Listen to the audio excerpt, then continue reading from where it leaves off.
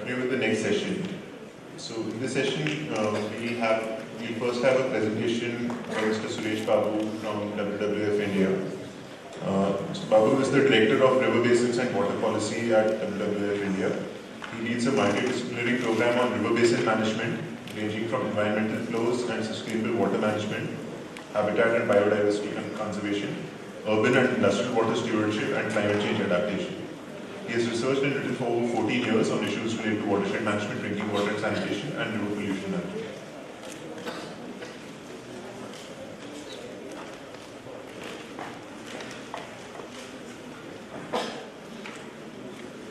Good evening, everyone.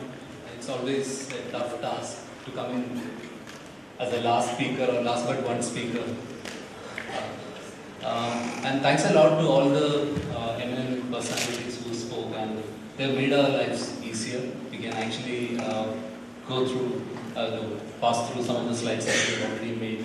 And now, before I start, I just want to hear from you. Does anyone know what this is? Sorry? Yeah, you are near. This is Chandratal, Lake of the Moon or Moon Lake. Very beautiful, but at risk. So my talk is today on risk and how it's going to affect people, businesses and ecology. And the talk also, we're going to sort of focus on leadership in water. What do we do to leapfrog from being a beginner to a leader? I'm not going to go through the details because that's why I thanked all the eminent speakers earlier. They have gone through all the different sectors, but what I want to focus is on industry and ecology. Industry as a sector, because that's whatever data we have today, it shows that industry is one sector which will grow tremendously in terms of its water consumption. The prediction is that by 2025, the water consumption or the demand is going to grow by 183%. Which is the highest amongst all the sectors. So that's why industry is going to be very important when we look at growth. It's important for economy, but we don't bring in geology, hydrogeology or hydrology into consideration when we look at siting of industry, siting of urban. The other threat that we are facing is urbanization. We are going towards 50% urban population, consumption patterns will change, so the water demand will change. Now, being a part of WWF, I work with WWF, which is a conservation NGO, which tries to reduce humanity's footprint impacts on ecology. We try to sort of facilitate decision making and solutions which promotes better harmony between people and nature. So that's what we do in WWF. We work on water and other different areas. So ecology is one sector that no one talks about. Whenever we talk about water demand, we talk about industry, we talk about domestic agriculture, but where is ecology? Very important. The biodiversity index is going down, and as Arunabha said, no one really knows how much. Globally, it is said that 70% of the biodiversity, freshwater biodiversity, disappeared during the period of 1970 to 2008. We don't know what's happening in India, but what we know for sure is some of the endangered species are going to become extinct. The Gangetic river dolphin, the ghadials, the freshwater crocodiles, the mahasil, the game fish, it's all going to vanish if we don't sort of take this into account. And this is where the national water policy had been a disappointment. Though it offers a lot of lip service on ecology as one of the sectors, but no allocation. Allocational priorities still lie with the domestic agriculture and the industry. Rivers are running dry. We have many rivers, in fact. Groundwater levels are going down. 30 million well users in the country. Classic example of what we should not be doing with our rivers. From Yamuna, from the national capital of Delhi, millions have been spent, but the river still looks like this, and people are struggling for water. So demand, the story is that, from best of the data put out by the Water Resources Group, by 2030 the water demand is going to be more than 50% of the supply. So you can see this is some work that the DHI has done for WWF, mapping the water resources availability across river basins, and you are seeing onto your right is the current situation, and you will see as we go towards 2050, most of the river basins will be out of water, and even today 14 out of 20 river basins are water stressed. Now I'm going to take you quickly through some of the work that we have done to map the risk related to water in industries. So 6 key sectors that we focused on, and the reason why we looked at these sectors are as follows. One is thermal. Arnab talked about it. Power consumes the maximum amount of water when you look at the industry water consumption, about 80%. And of that, coal-based power plants are the most water intensive. And if you look at the 12th 5-year plan, 75% of India's capacity addition in terms of energy is going to come from the coal-based power plants. And different estimates, the water demand is going to grow from anywhere between 4 to 30 times in the next 40 years. So where will that water come from? And that's the reason why we thought this is an important sector to sort of look at. Paper and pulp, the best in the class in India consumes 5 times more than the global best in terms of water. And 85% of the paper mills in India use water from surface water sources, and 40% mills are accused of polluting the local sources. So it's important. So how are they responding to these challenges? Textiles, very important in terms of lives and livelihood, employs 35 million people, and 17% of the foreign exchange comes from textiles. Most importantly, virtual water transport, which goes out of India. 25 billion cubic meters of water is going out of India, and almost 50% of the pesticides used in India is in growing cotton.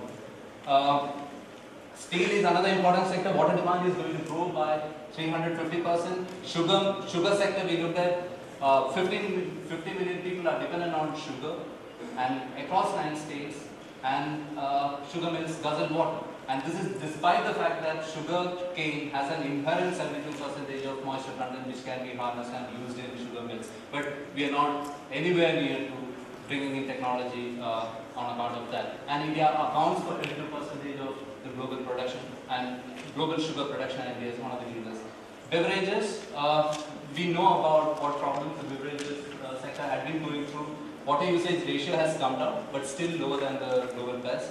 And there is an increased brand value risk due to several social and environmental issues. So we looked at water risk across physical, regulatory, and reputational aspects. Physical disruption can be because of scarcity of water. It can be because of pollution of water. It can be because of increased cost of water.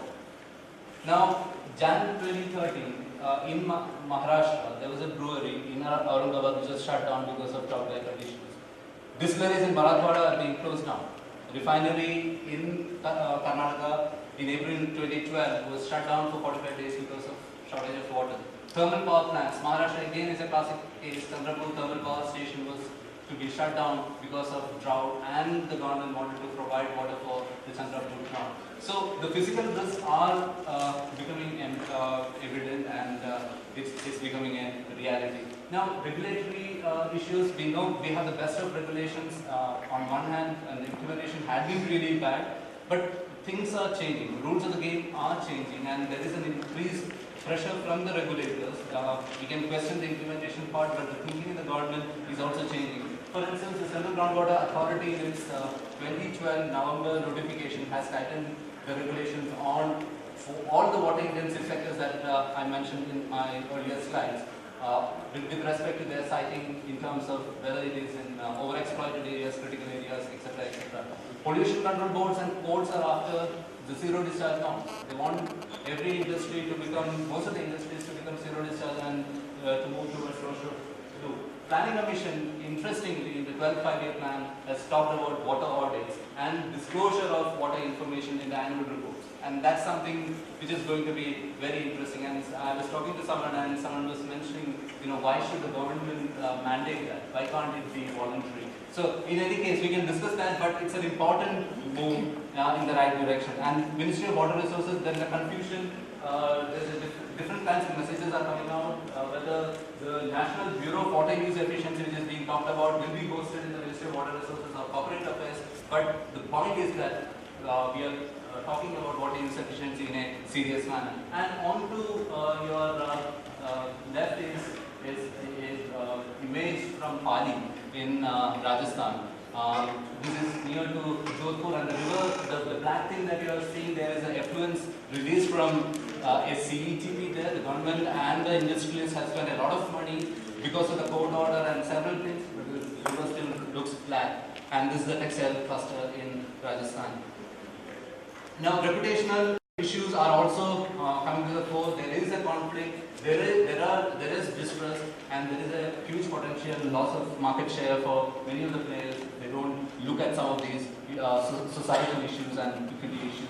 For instance, beverages, if you look at it, classic cases of protest from Kerala and Rajasthan has influenced the way businesses were looking at water. Whether they've solved all the problems or not, it's again a point of debate. Thermal in Maharashtra, for instance, right now, the debate in Maharashtra is about the thousands of megawatt plant capacity which is being planned in Maharashtra, and there is a fear and there is a resentment against litigators stating that water will be diverted for thermal power plants. So that conflict is coming in, and textiles all across the country, Tirupur, Ludhiana, Pali, and there are many more to the list. Conflict between the agriculturalists, the industrialists, and the local residents are increasing. Now, it is with this background that we set out to do this mapping of risk. What is our understanding amongst the top industries as far as the risks are concerned? So we mapped it along the reputational risk on the y-axis, the regulatory on the x-axis, and the bubble size indicates the physical risk. Now, these are perceptions. We asked industry several questions based on which we arrived at this. And if you look at it, beverages tops the list. Obviously, reputational, they are facing the heat, regulatory, yes, and physically. Because they are dependent, water is the single largest raw material for the beverage industries. Now, if you look at thermal, this is something that I want you to sort of focus your attention on. In terms of regulatory, reputational, and physical, they are the lowest. We talked to some of the top thermal power companies in India. They are perceiving their risk as low. Whereas if you look at textiles, though the physical risk is underestimated, they are looking at severe regulatory risk. Again, reputational risk is low. I'll take you through some of the details. Now, the reason why this is all low is because one, thermal and steel power companies, when they get their environmental clearances, there is a certain amount of water allocation promised by the local government, whether it is a state government or a central government, that water allocation is taken care of. Now, moving on to the sugar sector, they found it to be a medium risk because sugarcane is dependent on groundwater and it's rainfed. So the moment drought sets in, there is a problem there. And also, farmers are moving to alternate cropping patterns. So therefore, definitely they are perceiving a medium level risk at this point in time, where they are saying that to survive themselves, they need to address the water related risk. Paper, if you look at it, regulatory risk is the maximum. As I said, 40% of the mills across India are polluting the surface waters or the local water sources. So there is a huge pressure as far as the regulatory thing is concerned. And also in the Ganga Basin, for instance, if you have been following the government guidelines, the National Ganga Basin River Basin Authority is mandating zero discharge in most of the paper and pulp and sugar companies. Textiles, again, the risk is near to severe because across the clusters, what we are seeing is there is a huge crisis in terms of water availability and also the regulations. But interestingly, please look at the reputational risk. Now, when we ask companies about, why are you feeling that the reputational risk is low? Because they said, no one asks where you bring your water from. What impact you have on the local water sources and the local environment and the local people. No financial institutions ask. There are only one or two financial institutions in India who ask tough questions about what is your water footprint. No buyer asks. I don't ask where my t-shirt comes from. I don't ask where my jeans is coming from. I don't ask where my sugar cube is coming from.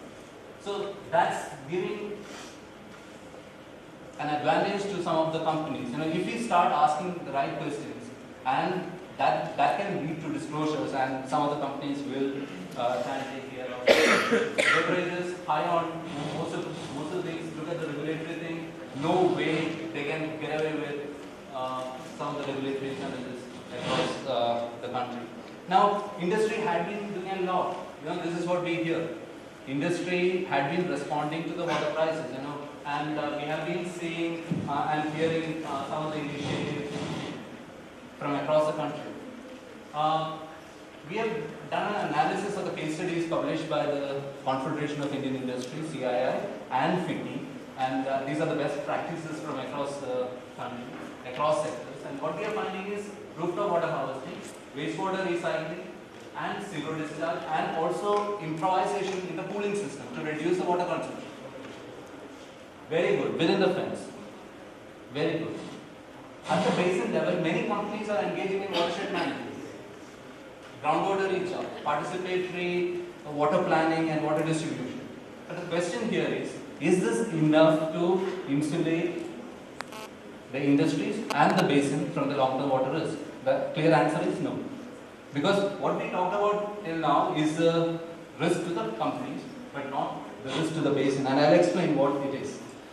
Upper reaches of the Ganga. One of the most important tributary of the Ganga drying up. We know the reasons. There are many hydropower projects coming up. We don't talk about ecological flows. We don't talk about environmental flows. This is a river from South India. It is about 100 kilometers from Tirupur. This is Noyal River, 100 kilometers downstream of Tirupur. This is downstream of Orthupalam Dam, where all the effluents from the Tirupur textile cluster gets accumulated, and this has led to huge descent and huge impacts on health amongst the local farmers. The water has become saline, and the health impacts and the agricultural productivity has gone down. And the government of Tamil Nadu has constituted the National Ecology Commission to sort of look for the damages, assess the damages, and pay for these. Now, who will talk for these beautiful animals? Gangetic river dolphins. We have very few left, in thousands, less than 2,000, this country. Now, we construct dams because we want water, we fragment our rivers, we don't talk about connectivity of the rivers. Where will they go? The prey base of dolphins are going down, and this is why I am talking about dolphins is because it's an indicator of freshwater ecosystem health. If we can't even take care of these animals, what are we left with? Look at otters. Otters are also on the decline. Game fish. This is Mahase. Mahase, it's iconic in the Ganga and the peninsular rivers. Endangered, but we don't know how many are still left in our river system because we don't do a population census. We don't have that kind of a research in a coordinated fashion. In fact, WWF recently conducted a baseline study of the Gangetic dolphins in around 2,500 kilometers of the Ganga, and we found that in Uttar Pradesh we got about 670. Now people started asking, is it good or bad? We said we don't know, because that's the first time that someone has done the survey using a uniform methodology. So when are we going to sort of start looking at these animals and their risk? And about rural drinking water scarcity, many people have talked about, and this is the obvious impact of ignoring some of the messages that we get from our ecosystems. Now, so therefore, what is the solution? What are we talking about? Response, as I said, okay, a lot of things are being done, but not up to the mark. So what are we sort of talking about? This is where WWF is proposing what is known as water stewardship. And if you look at the different steps, this is the steps in a journey. It's a long-term journey from, long-term journey from high risk, low ecological benefits to low risk, high ecological benefits. Now the different steps are internal water risk awareness and building, measuring the water footprint, minimizing water use, process re-engineering, basin water risk mapping, water strategy within the company to look at the larger issues, stakeholder engagement, and engaging in sustainable basin governance in a transparent manner. Now, this takes time. But if you really look at what's happening today, most of our companies are either beginners or in the early phases of the progressive phase. How do we sort of bring them to the leadership level? Now the question is, we need to know our water footprint. We are consumers, biggest influencers on the policy of any company. If you start asking a beverage company, where is this water coming from and how many people are affected because of you drawing groundwater, definitely the company will answer. And this has happened elsewhere, abroad. So we need to sort of look at this. A4 size paper. One A4 size paper consumes, or it is equivalent to 10 liters of water. We really don't care for this. Coffee, 210 liters of water. Therefore, almost all, if you look at all products, water is embedded. And I think this is the first message that I want to convey. We need to be aware of our water footprint. Cotton textile is written 1100, but we were told that the cotton produced from India has a footprint of 22,000 liters of water. So it varies. 1 kilogram of rice, the range is 1900 to 5,000. And now anyone can dispute these numbers. Okay, what is the methodology? And this is all done and put together by UNESCO in their water footprint work. But we don't have better numbers. The fact of the matter is that we consume water through some of these products. The second thing, know your basin better, know our basin better. We are not the only water user in the basin. When you talk to an industry in a particular sector, they will say that, okay, I have done my bit. They don't even bother to sort of look at what are the other sectors or other industry from the same sector which operates in the basin. So consider it to be as a watershed. You have different players in the watershed, domestic, agriculture, industries. So the basin governments would be involving everyone, getting together everyone to talk about water issues, getting everyone together to understand how much water exists in the basin. But we don't do that today. We are just bothered about how much water is available to me and how optimally I can use it. Look at development and supply chain and other drivers. So now one of the things that I forgot to mention is that most of the companies we spoke to during our study were very clear about how much they are conserving within their fence, but they don't know where their supply chain is. Supply chain is, for instance, a sugar mill. You need to know where the sugar cane is coming from. Or a beverage company should know where the sugar is coming from.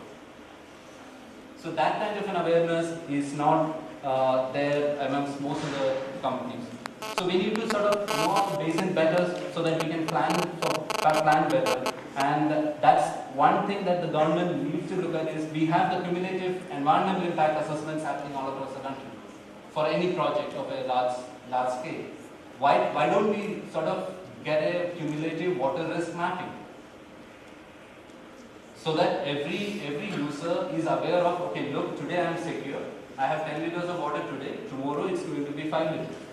And therefore, I need to prepare myself better. The other thing we don't do is acknowledging the competing water users, especially ecological. Ecological water needs cannot be overlooked. Many countries have moved towards setting sustainable abstraction limits on water. There is a limit to how much water can be abstracted from a river or a wetland. We are not even starting to talk about it. Environmental flows. This is some work that my team has done on the Ganga basin, and we try to look at what is environmental flows. And environmental flows is a regime of flows, and it is timing, its quantity and quality of flows. Today, if you talk to any hydropower developer, they will say that okay, 10% of the mean annual runoff is environmental flow. That's not right. Environmental flows should take care of the social and cultural and spiritual aspirations of people. It should take care of biodiversity. It should take care of geomorphological characteristics of the river. So if you were to sort of look at environmental flows in that complexity, you will have to sort of allocate and recognize ecology as a serious water user. Now this is a graph of environmental flows requirement at Kanpur in Ganga, and if you look at it, the natural flows are much lower than the environmental flow requirements in most of the places. So what do? Will we reallocate water to the environment, reduce water in agriculture and industry? That's a puzzle that most of us are grappling with, but we don't know the answers. Know your water risk better. As I said, cumulative water risk is important to understand, and WWF globally has developed this water risk filter, and it's available online. So we want to have a look at it, and I know Charles is going to take us through in detail about another risk assessment tool.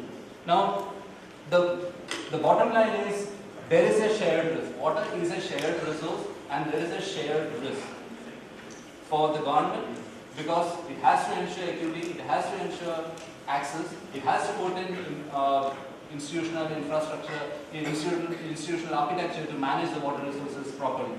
So therefore, government has a political gain out of managing the shared risk around water. Whereas the businesses have an economic incentive to convert some of their cost centers to profit centers by investing in understanding more about water risk, and investing in responding to some of the water risks that they are facing. For communities, it's about ecology and livelihoods. For a country like India, land, water and forest is important for people and their livelihood. So there is an incentive for the communities also to come together. But solution will not lie in working in silos. So we need to sort of come together. And now the question will be, who will facilitate that? Now, this is an interesting group that way, because we have people from different sectors. I don't know whether the government is represented, but from industry, from the communities, from local practitioners are here. This is a perfect platform. How many times have we seen, other than in the rural Ministry of Rural Development, other than that department, we haven't seen a Ministry of Water Resources or Ministry of Environment and Forest convening a multi-stakeholder meeting to discuss on water issues, and that has to happen at the sub-basin or a watershed level. So the message is we need collective action to secure water for people, businesses and nature, and more is available in this report, which is available online, and I'll leave you with that sort of free-flowing Ganga. And so let us, the question that one of the gentlemen was asking was, why are we sort of polluting the river? Because the simple answer is that the communities are totally disconnected from the rivers, and the message that we have conveyed to people, the Ministry of Environment and Forests and others, is that river cleaning is government's business, so you please keep out of it. But that's a paradigm that we got to change, and thank you very much for your patience.